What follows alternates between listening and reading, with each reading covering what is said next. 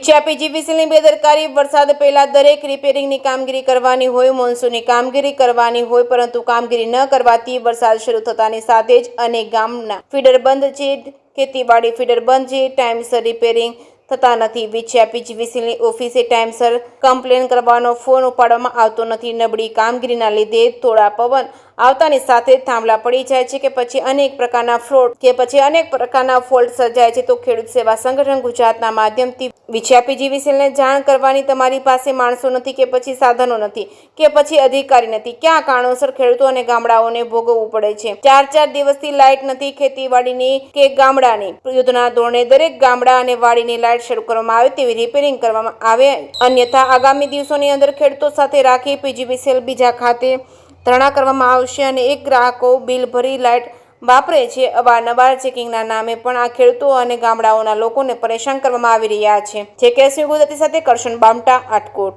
સંગઠનના માધ્યમથી આજે વરસાદ 15 તારીખના રોજ રાત્રિના વરસાદ થયો।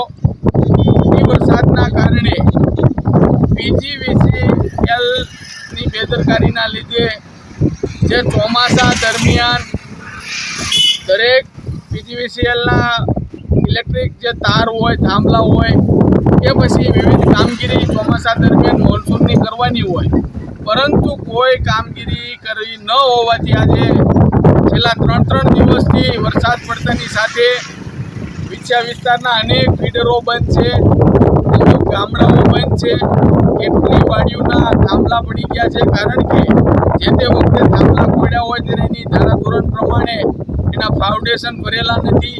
નબળી કામગીરીના લીધે માત્ર ને માત્ર ખેડૂતોને ભોગવવું પડે છે। આજે 3 થી 4 દિવસ થવા છતાં અનેક ગામડાઓ લાઇટ વિહોણા છે, એને લાઇટના થાંભલા પડી ગયા, જેથી કરીને લાઇટ આવેલી નથી। તો ખેડૂત સેવા સંગઠન ગુજરાતની એક માંગ છે કે શું વિછ્યા પીજીવીસીએલ પાસે માણસો નથી, સાધનો નથી, અધિકારી નથી? કયા કારણોસર ટાઈમસર લાઇટ આવતી નથી? લાઇટ આવે તો નકરા ઝટકા આવે, અવારનવાર ટ્રિપિંગ આવે, કોઈ પણ પ્રકારની કામગીરીની અંદર નિષ્ઠાથી કામગીરી કરવામાં આવતી નથી। માત્ર ને માત્ર ભ્રષ્ટાચાર।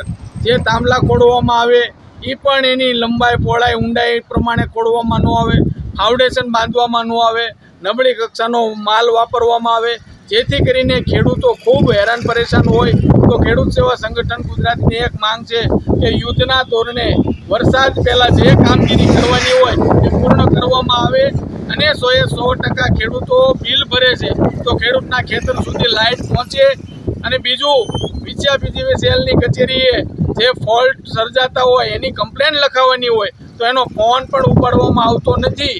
તો યુદ્ધના ધોરણે તમામ પ્રકારની કામગીરી પૂર્ણ કરી અને રાબેતા મુજબ લાઇટ શરૂ કરવામાં આવે એવી અમારી ઉગ્ર માંગ છે।